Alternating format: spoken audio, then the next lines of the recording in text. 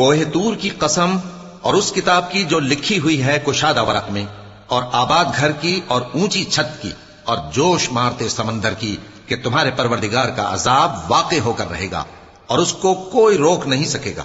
جس دن آسمان لرزنے لگے کپ کپا کر اور پہاڑ سچ مچ اڑنے لگیں، تو اس دن جھٹلانے والوں کے لیے خرابی ہوگی جو بیکار باتوں میں پڑے کھیل رہے ہیں۔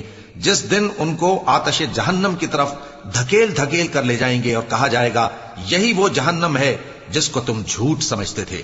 تو کیا یہ جادو ہے یا تم کو نظر ہی نہیں آتا؟ اس میں داخل ہو جاؤ اور صبر کرو یا نہ کرو، تمہارے لیے یکساں ہے۔ جو کام تم کیا کرتے تھے یہ انہی کا تم کو بدلہ مل رہا ہے۔ جو پرہیزگار ہیں وہ باغوں اور نعمتوں میں ہوں گے، جو کچھ ان کے پروردگار نے ان کو بخشا اس کی وجہ سے وہ خوشحال ہوں گے، اور ان کے پروردگار نے ان کو دوزخ کے عذاب سے بچا لیا۔ کہا جائے گا کہ اپنے اعمال کے صلے میں مزے سے کھاؤ اور پیو۔